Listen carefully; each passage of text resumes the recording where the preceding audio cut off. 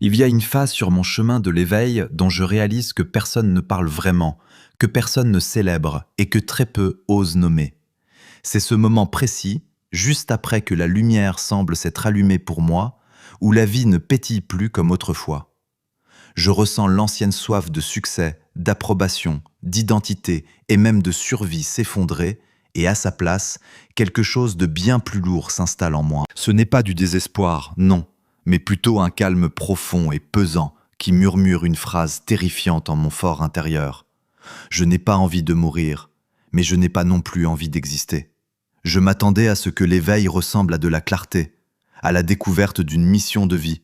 Mais pour moi, et je pense pour beaucoup, c'est comme si le sol se dérobait sous mes pieds. Les rôles que je jouais autrefois n'ont plus de sens. Les récits qui m'animaient perdent leur charge émotionnelle. Je suis toujours là, je continue à payer mes factures, à cuisiner, à parler aux gens. Pourtant, quelque chose à l'intérieur de moi s'est déjà retiré du jeu. Je ne suis pas suicidaire, je me sens en état de post-survie. C'est comme si la part de moi programmée pour courir après la vie avait discrètement pris sa retraite. C'est là que l'expression « mort de l'ego » cesse d'être une jolie métaphore pour devenir une réalité presque physique.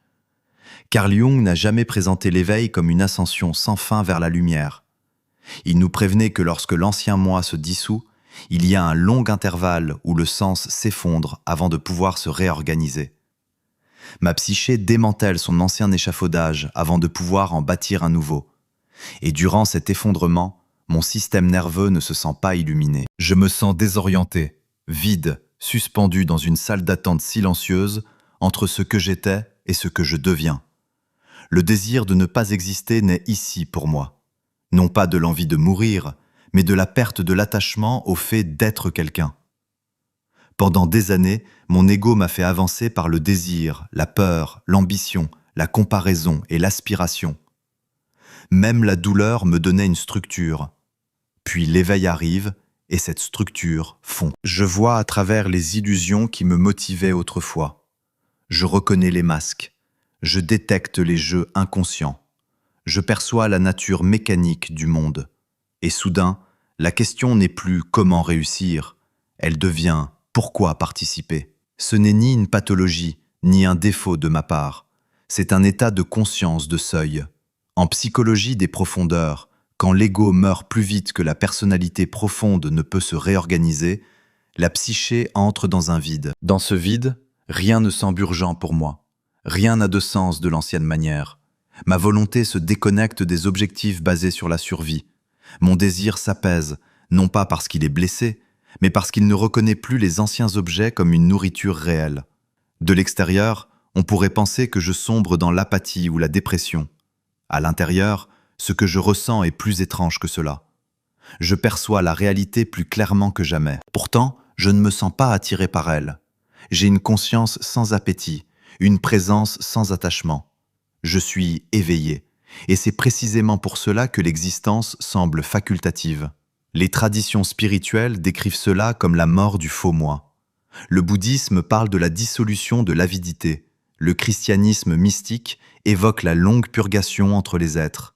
Le soufisme l'appelle l'annihilation de la volonté personnelle. Jung l'a cartographié psychologiquement. Quand l'ego dessert sa prise, l'inconscient inonde mon champ de conscience. Et quand le sens était auparavant fourni par l'ego, son effondrement ressemble à une perte de gravité. C'est pourquoi ce désir de ne pas exister est si déroutant. Il ne contient ni violence, ni panique, ni désespoir. Il me semble neutre et plat, presque assez neutre pour être confondu avec la paix. Mais pas tout à fait. C'est le sentiment que l'ancien contrat avec la vie a expiré et que le nouveau n'a pas encore été écrit. À ce stade, je crains d'avoir régressé. Je cherche des moyens de me sentir à nouveau normal. J'essaie de ranimer ma motivation, mon attrait et ma faim. Mais ce dont je fais le deuil, c'est en réalité de la mort de mon ancien moteur psychologique. Le système qui fonctionnait autrefois à la peur et au désir ne peut plus alimenter la phase suivante de mon devenir. Mon système nerveux ne sait pas encore comment vivre sans appétit. Alors l'existence me semble pesante, non pas douloureuse, non pas urgente, juste superflue. Les jours passent, je fonctionne, je parle, je mange, je travaille, mais l'ancien oui intérieur à la vie a disparu. Et en son absence, une neutralité terrifiante prend sa place. C'est là que beaucoup de gens confondent transformation et effondrement. Mais l'effondrement n'est que le premier mouvement. Ma psyché ne peut pas rester éternellement dans le vide. Quelque chose de plus ancien que la survie commence à s'agiter en moi. Une couche située sous l'ego, une couche qui ne vit pas pour la validation, la performance ou la peur, commence à s'organiser en silence. Et jusqu'à ce qu'elle soit prête à s'exprimer, je reste dans l'entre-deux, vivant, conscient, détaché, et attendant secrètement un sens que je ne peux plus fabriquer. Une fois que l'ancien moteur psychologique s'est arrêté, mon corps est le premier à le remarquer. Mon esprit peut encore comprendre ce qui s'est passé, mais mon système nerveux est confus. Pendant des années, il a appris à bouger sous l'effet de la pression, de l'urgence, de l'identité, de la récompense et de la menace. Désormais, ces signaux s'affaiblissent. Mon corps attend des instructions qui n'arrivent plus. C'est là que je me sens souvent creux, éteint et distant de l'appétit de vivre lui-même. Et je ne comprends pas pourquoi. La psychologie explique cela comme un choc régulatoire. L'ego fournissait autrefois une stimulation constante, des objectifs, des peurs, des fantasmes, de la tension et de la quête. Lorsque cette structure se dissout, le système nerveux tombe dans un état de faible activation. Ce n'est pas une dépression au sens classique, c'est un déconditionnement. Le système désapprend son addiction à la motivation basée sur la survie. D'un point de vue spirituel, cette étape est la mort du devenir compulsif. Mon esprit ne se précipite plus vers la version suivante de moi-même. L'identité qui avait besoin de prouver sa valeur s'est relâchée. Ma volonté sculptée par le manque est à court de carburant. Et au lieu d'une liberté instantanée, ce qui arrive d'abord, c'est le silence au sein du mouvement. C'est pourquoi le désir de ne pas exister me semble fade plutôt que tragique. Il ne s'agit pas d'échapper à la douleur, il s'agit de l'absence de pression intérieure. Pas de poussée interne, pas de poursuite, pas d'attraction urgente vers le futur. Ma personnalité est toujours là, mais le conducteur a quitté son siège. Dans le langage jungien, c'est le moment où l'ego ne domine plus ma psyché, mais où le soi n'a pas encore pris place sur le trône. Mon esprit conscient flotte sans centre organisateur. La hiérarchie intérieure se dissout avant de se réorganiser à un niveau plus profond. C'est pourquoi je me dis souvent « Je ne me sens plus comme une personne, comme avant ». Ce n'est pas une métaphore. La structure psychologique qui définissait autrefois mon individualité est littéralement en train de se remodeler. D'autres cadres psychologiques décrivent un processus similaire. En psychologie existentielle, c'est l'effondrement des structures de sens.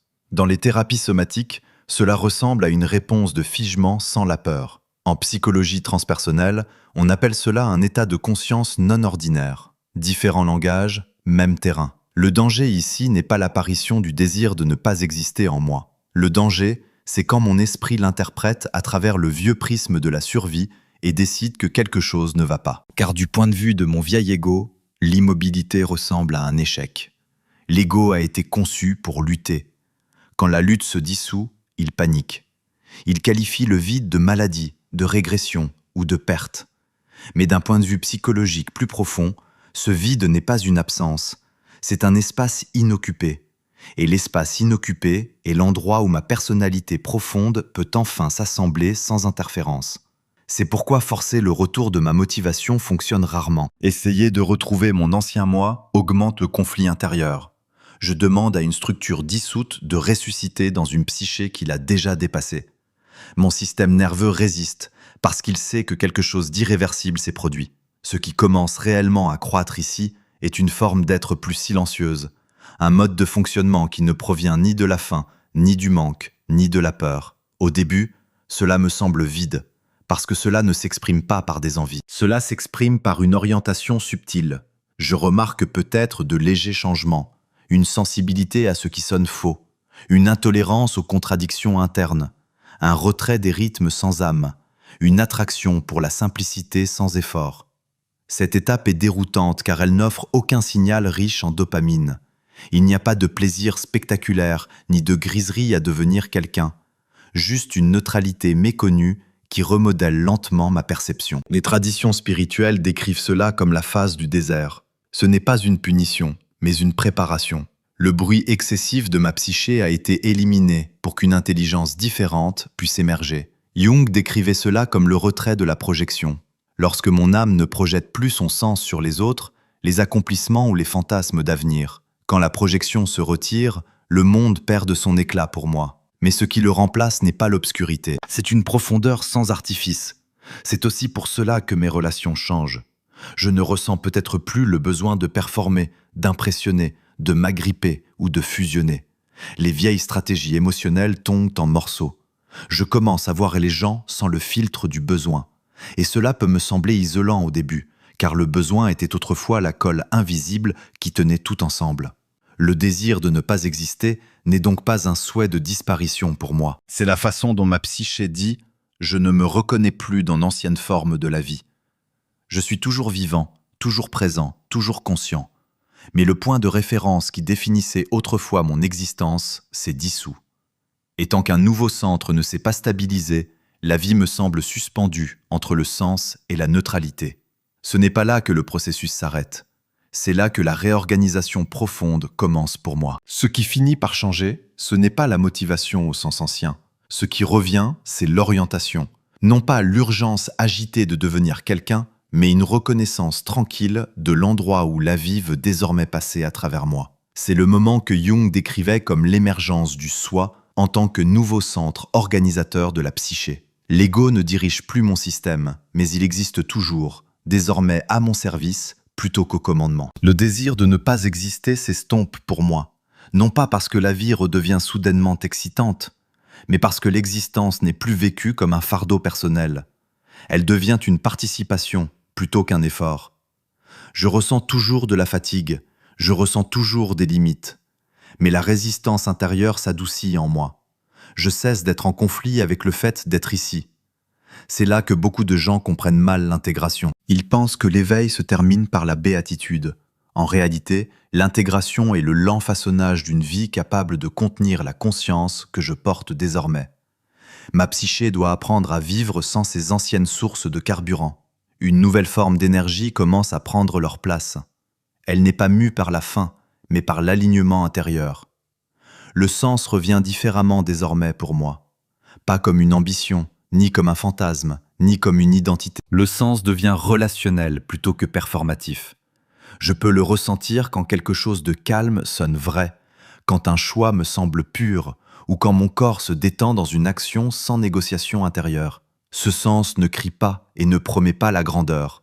Il me semble simplement honnête. Spirituellement, c'est le passage de l'éveil à l'incarnation. La conscience n'est plus une échappatoire au monde.